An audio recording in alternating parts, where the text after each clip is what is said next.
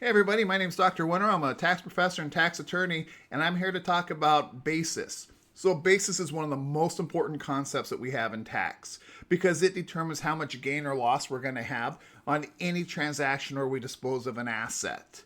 Okay, so it's extremely important, and sometimes students miss the concept of basis. It could be because maybe their instructor didn't give a good explanation when you were first understanding it. It could be you're gone that day. It could be that you were just distracted, or it could be you just didn't understand the concept as they were going through it. But everything builds on this. So if you miss that important concept, then it's hard to get caught back up. So whether you're just now starting your studies in tax, or maybe you're in tax 2 or a graduate student, and you still need a understanding of basis, well, that's the purpose of this video. So let's talk about basis and why we care. Well, first off, what is basis? So basis is our investment in an asset. Okay, so our investment in an asset for purposes of tax anyways. So think of it this way. If you bought a computer, let's just make it simple and say you bought a computer, you paid $1,000 for it when you started your program. All right. Well, theoretically, the $1,000 that you spent was with previously taxed dollars. You were either were working a summer job or maybe an internship, or maybe you borrowed the money and you're going to have to pay that money back, but it's going to be taxed, right? Well, the reason we care about basis is we want to make sure that you're not going to be double taxed. Okay. We don't want you to be taxed on that $1,000 again when you dispose of that computer.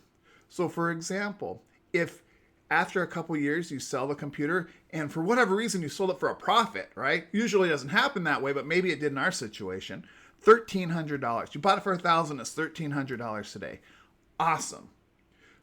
Well, how much do we have to pay taxes on? So what is our realized and recognized gain here?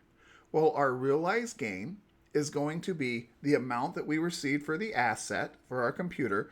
So we're getting $1,300. We sold it for $1,300 minus our basis. Our basis is 1,000. That's going to give us a realized gain of $300. Okay, we'll have a realized gain of $300. That means all we have to worry about paying taxes on this that we have to recognize is going to be $300 of gain. Okay, not that previous 1,000. That is our basis, and that is excluded from tax. We subtract that from our sale price in this situation. Now, this is a simple concept when we're looking at it from a computer, but we're going to extrapolate this all the way through to different types of transactions, from purchasing stocks to having ownership in a partnership or an LLC. I mean, we can use this for all those different concepts because basis is very similar, although our starting point for basis will change, and we'll look at that as well.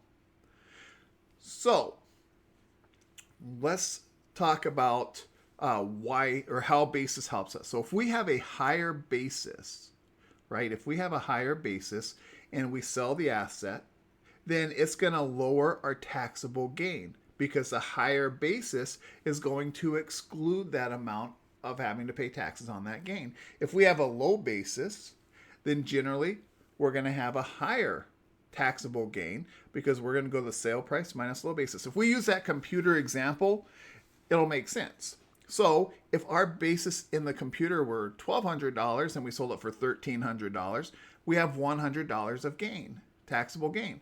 So if we had a basis of $1,200, we increased it, our taxable gain went down. Likewise, if we only had $400 of basis in that computer and we sell it for $300, now we have $900 of taxable gain. So the lower basis shows a higher taxable gain. So we like basis because it helps us avoid having to pay higher taxes, although we will see that we also try to get basis back through a recovery of capital, because that's non-taxable even before we dispose of the asset, but it reduces our basis. So here's what I'm going to do for you in this video. We're going to look at the starting point for basis. Okay, what is our starting point?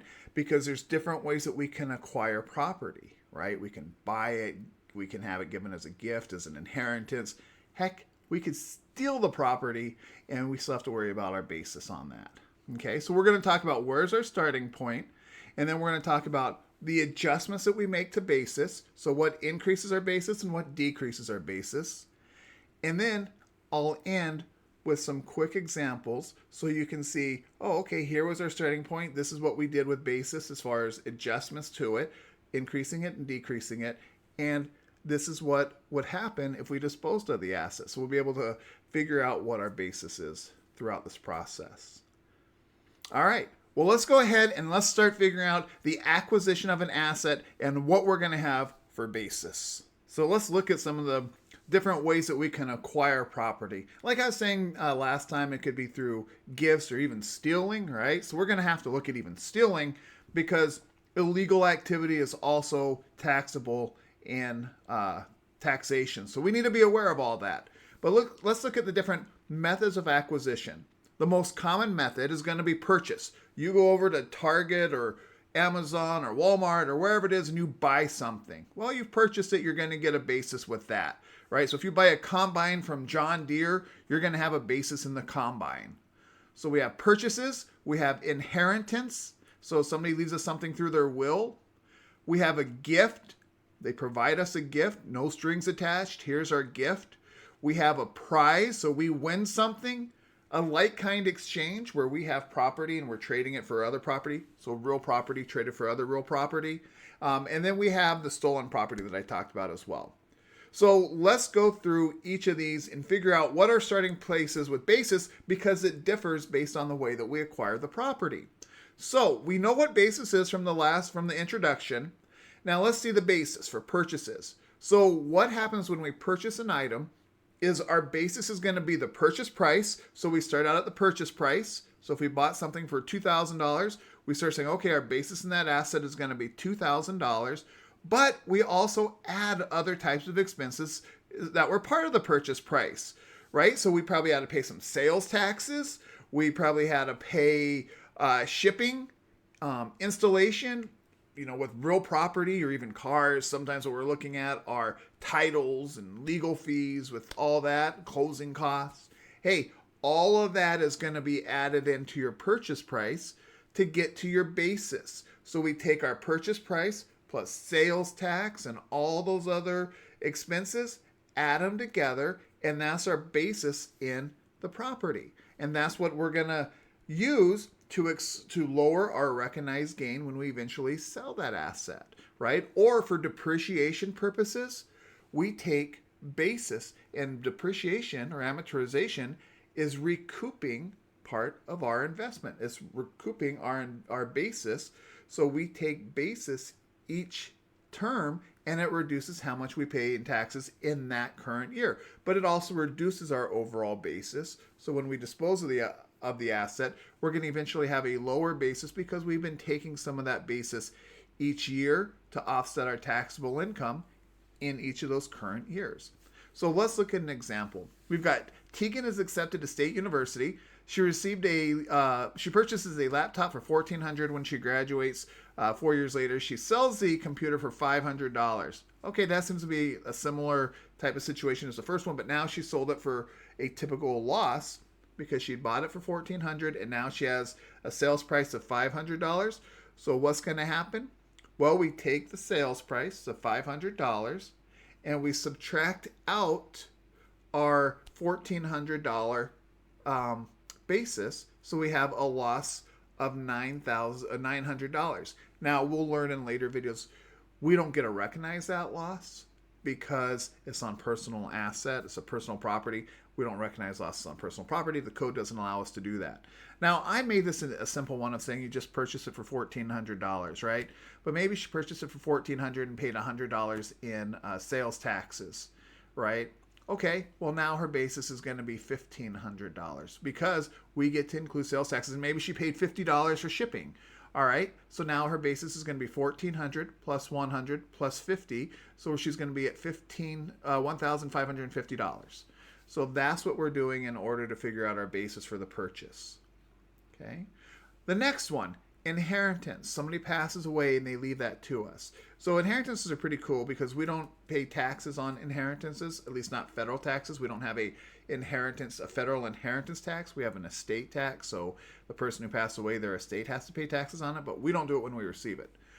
But the other cool thing about receiving something as an inheritance is that you get the fair market value on the date of death, right? So if the fair market value is greater than the deceased person's basis, so they bought the item when it was $100 and today it's worth maybe $500, well, we're taking the basis of $500 now because we get the fair market value on the date of death. So it went from 100 to 500, so we call that a stepped up basis. If they had purchased something for, say, $100 and now it's only worth $75 on the date of death, the fair market value is $75, we still take the fair market value at the date of death.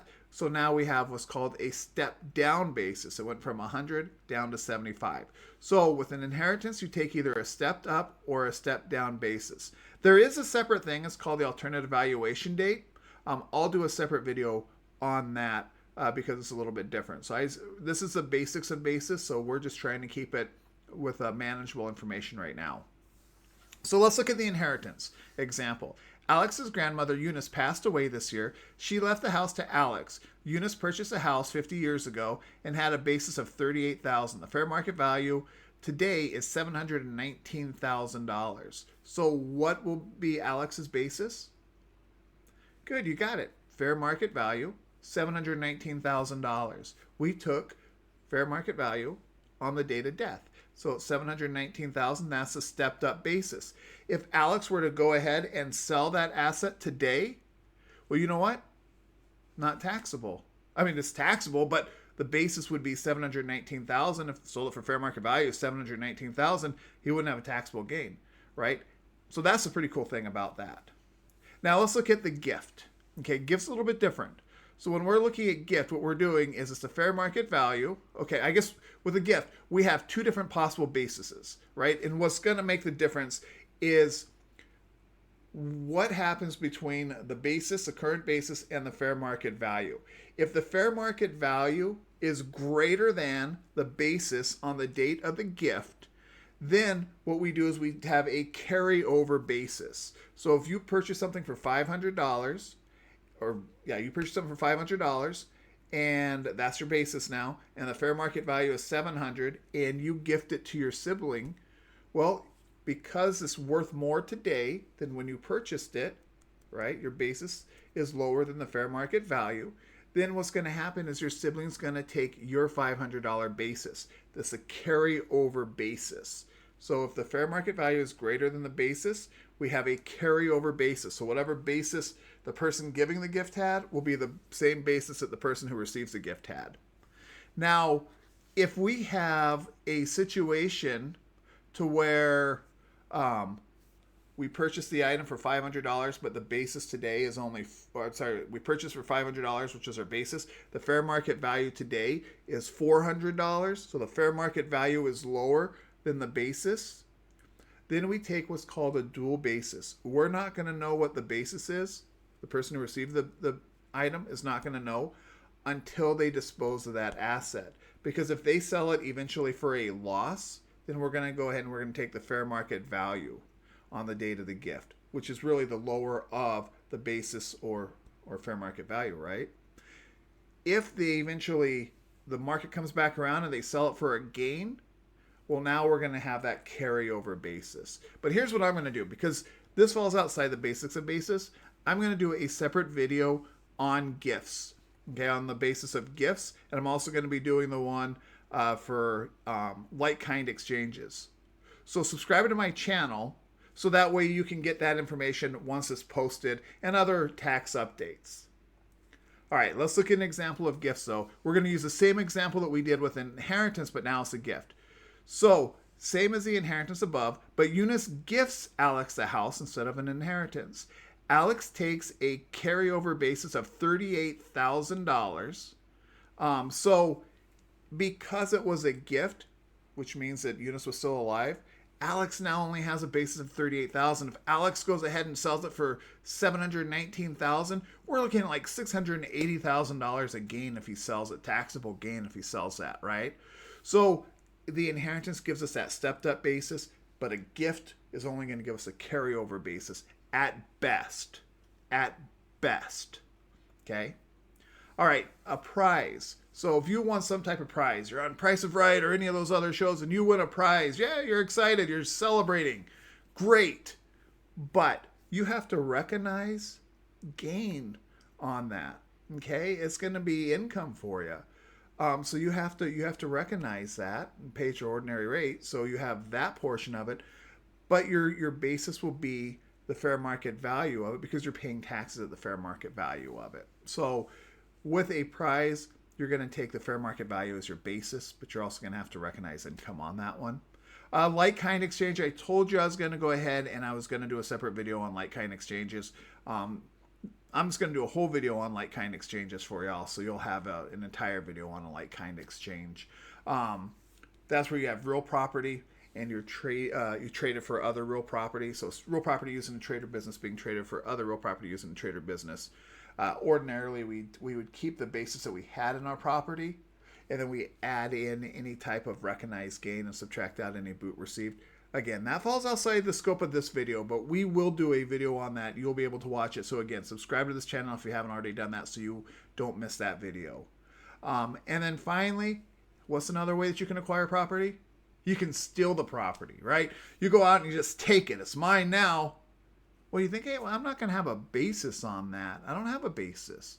Well, yeah, you do, because what's going to happen is when you steal that property, we still have to report income, right? It's kind of like on a prize because it's from all sources derived unless we can find somewhere in the code that accepts it. And the code's not going to say, oh, don't worry about paying taxes on stolen property. It's going to say, no, you've been enriched, not rightfully, but you've been enriched. So you need to recognize, you need to report that income on your taxes. You have income, so you pay taxes on it. Because you're paying taxes on it, you'll now have a basis in that property of the fair market value. So you report it to pay taxes on the income at fair market value, and then you're going to go ahead and you're going to have a basis of the fair market value. So let's look at an example. Brooke steals jewelry worth $5,000. Under IS rules, the thief must include the $5,000 fair market value in gross income. This also becomes Brooke's basis in the property. If Brooke later sells it for $6,000, taxable gain is $1,000, right? So whether you're in a legit business or an illegal business, hey, you still have to report your gains and you still get business deductions taken out of that. So the code still treats it the same. So you still have to report your income on that. Okay. All right. Well, now that we've gone through, we know our starting place for basis, but now there's going to be adjustments we make. We'll increase basis for certain things. We're going to decrease basis for other items. So we're going to go through and we're going to work through those, and then we'll work through our examples, and we're going to be good on basis. So let's go ahead and start on the next process of our adjustments to basis. All right, now that we know how we get our starting point for basis, we're going to take that starting point, we're going to make certain adjustments. So here's a partial list of your basis adjustments. And what we're going to do is we're going to start looking at things that will increase our basis. So we make some type of additional investment in the asset, and we're going to increase what our basis is going to be. So if we look under the green heading, it says increase basis, and then under the blue, those are all the different ways that we can increase it. Now, what I want to do is I want to focus on 3 of them that are ones that you'll often see when you're dealing with tax transactions. So one of the first ones and most common ones is going to be improvements. Now we need to distinguish between a capital improvement and routine maintenance. So if you have routine maintenance, we're generally just expensing that in the year. But if we have capital improvements, those are going to be added to the basis, and it's going to usually come through depreciation later on. Is how we're going to recoup it, or we're going to be able to recoup our investment back when we actually sell the asset. But here's some examples of improvements. Adding a new roof is going to be an improvement. Remodeling your kitchen is going to be an improvement. Putting in a pool or a deck, those are all going to be improvements. If you install central air, that's going to be an improvement. And those will all increase your basis. So we may have had our basis from our purchase, right? Or we may have had our basis because we inherited the property or acquired it as a gift, excuse me, or whatever the fact may be. We had our starting point, but now we look for improvements to increase our basis. The second one that I want to mention is going to be the additional shares or shares. We're going to look at share of partnership income. Okay, so this is a little different. On the other ones, we've been talking kind of about individual ownership, or maybe it's a corporation, or we haven't even really mentioned business entities. Well, partnerships, your investors or your partner in a partnership is going to have a basis in their partnership interest. Okay, so if a partner has a basis in their partnership interest, it's usually going to be whatever they invested. So if they put in, say, property, they're going to have their fair market value of their basis of their investment. Okay, well, they're going to have that basis in the partnership, but there are other things that will increase their basis. So when they go ahead and the partnership makes money, that's going to increase their basis. You see, when a partnership makes money, the partners have to pay taxes on what's called their distributable share. And because they're paying taxes on it, that increases their basis or their investment in their asset, right? That is increasing their basis. Now, whenever they start to make withdrawals, we're going to see that that'll decrease basis. But right now we're looking at things that increase basis. So income for the partnership will increase the basis to the partners. Okay. Another thing with a partnership that's going to increase our basis is if the partnership takes on debt. And if our partner is going to have an increased share of debt, or they have more debt that they're going to be responsible for, well, because they're responsible for it, we're going to increase their basis. Now, likewise, when we look at decreasing basis, we're going to see that as that debt is paid off by the partnership, well, it reduces the partner's personal liability associated with that, so it's also going to decrease their basis with it. Now, there's some other concepts in there with recourse and non-recourse debt. You're going to have a series of videos that are going to be dealing with that, with Section 721 and all your partnership issues. So we will take a look at basis as we're working with partnerships later on in another video. All right, so let's look at some of the things that decrease our basis, some of the common ones. Big one is depreciation. Okay, if you have rental or business assets and you can depreciate it, so it's a depreciable asset, well, depreciation is just a recovery of your initial investment. So every time that you depreciate your asset for tax purposes, it reduces our basis. Okay, so depreciation reduces our basis. Now in tax, we love depreciation because depreciation during the years, that's why we often see like makers versus straight line, because we want to accelerate that depreciation because that amount of depreciation shields us from having to pay taxes on it, right? So we want to recognize depreciation throughout the year. The offset is it's going to reduce our basis because we're already getting the tax benefit of it. But depreciation, amortization, similar to depreciation, but we're using this for intangibles such as patents and copyrights. And then I put depletion there with it as well. That's going to be used for natural resources, but those are also decreasing our basis. So as we take amortization, it lowers our basis in that specific asset. Okay. Section 179, where we get to expense certain assets right away. Well, that's kind of like depreciation. What it's going to do is it's going to reduce our basis in that asset because we're already getting the tax benefit immediately. So we don't want to get it. We want to, but the code doesn't let us take a tax benefit today and then take it again later. So we reduce our basis by the amount of Section 179 that we took. Distributions. So when I was talking about the partnerships, I said if we have a partnership and we have income, we increase our basis by the amount of distributable share by our percentage of ownership in it, profit ship ownership.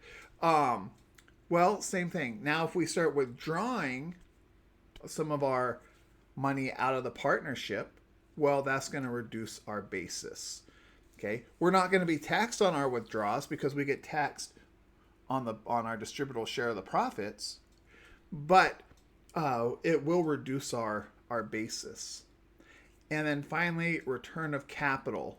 Okay, so if we have a return of capital.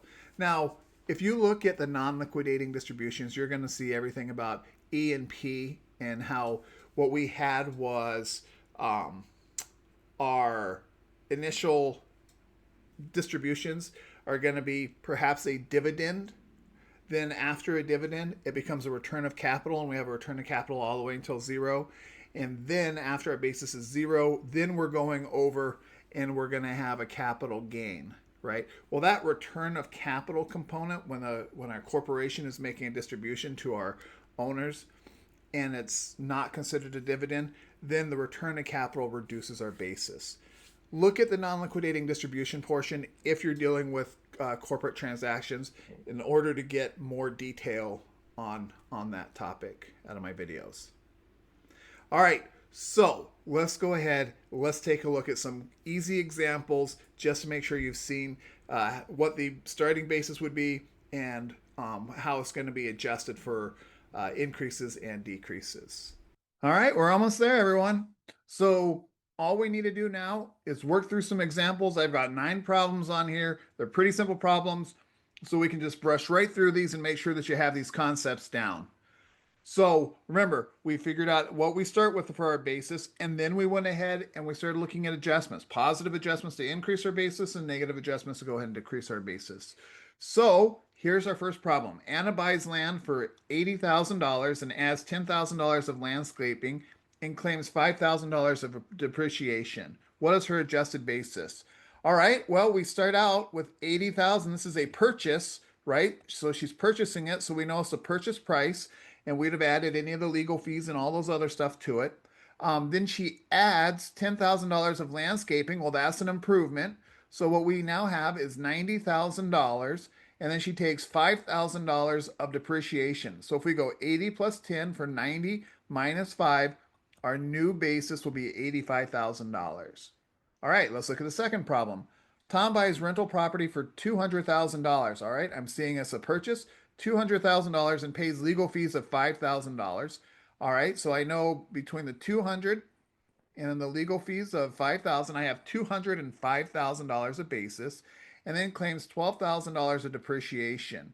All right, well, I need to subtract that out. That's a negative, right? Depreciation is a cost recovery. So I go 205 minus 12, and I should get 193, and that should be my answer if I did my math correctly. Third one, Emma receives land with a donor's basis. Oh, okay. Donor means gift. This is a gift. The donor had a basis of $50,000. The fair market value was 70. Because our fair market value is greater than our basis, our adjusted basis, then what happens is the person who receives it, Emma, is going to take the same basis that our donor had. So Emma's basis will receive a carryover basis of 50,000. So Emma's going to get 50,000. The only time we would use fair market value is if the fair market value was lower than 50,000 and Emma eventually sells it for a loss. But that's not where we're at right now. And like I said, you're going to get a separate video that deals with this.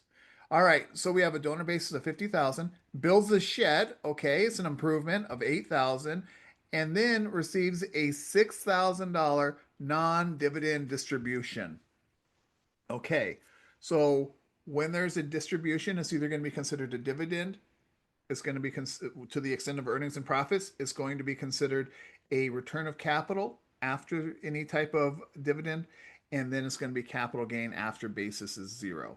So right now, what we're looking at is it's a non-dividend distribution. So they're trying to lead us to saying that this is going to be a return of capital. So we're going to go 50 plus 8 minus 6. That should give us $52,000. That's our answer for the third one. The fourth one, inheritance. Okay, we know stepped up or stepped down basis. Lydia inherits a building worth $500,000. The basis is only $8,000. Well, hey, that's okay. Stepped up basis, $500,000. We love it.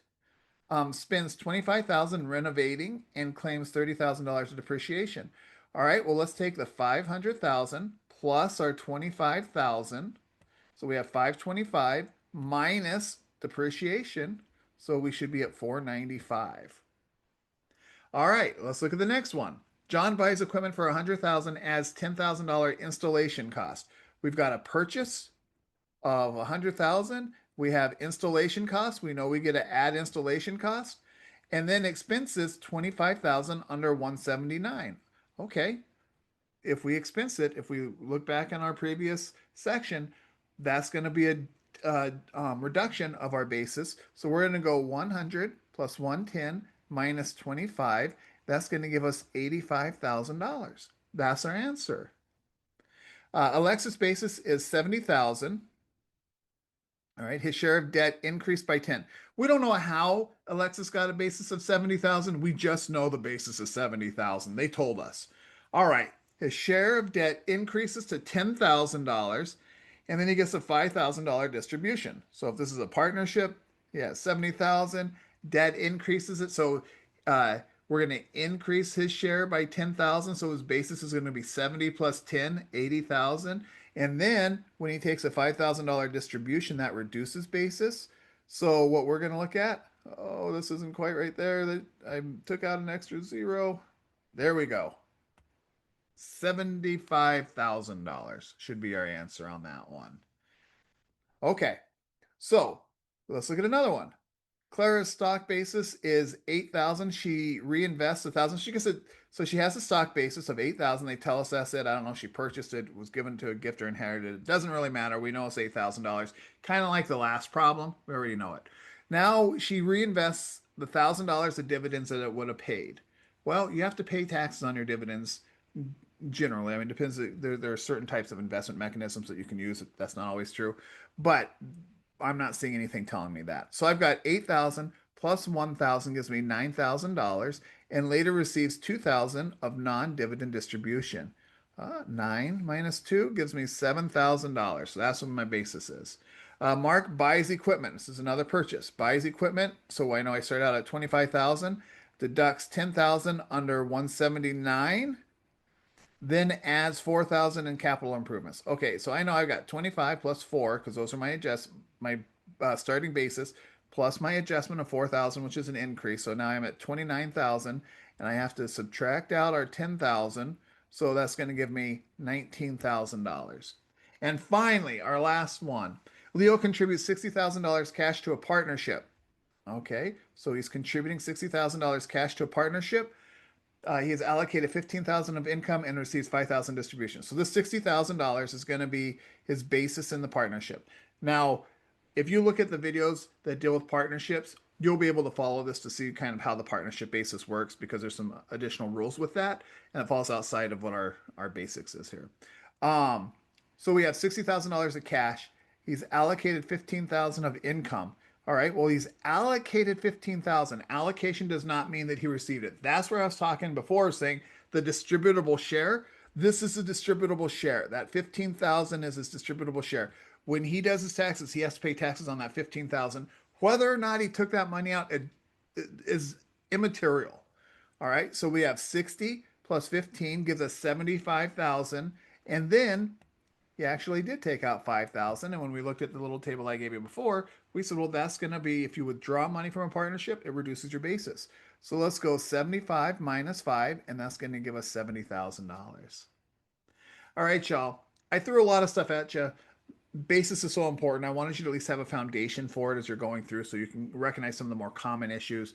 Like I said, you'll get additional videos that are going to be dealing with things such as gifts, like-kind exchanges, and partnerships. There's already a video out there on E&P that you can watch if you're dealing with corporations and need to figure out the basis there. So go ahead and subscribe to my channel. Make sure you're keeping up to date with these things, and good luck on your exams, whether it's in class, the CPA exam, or the EA exam.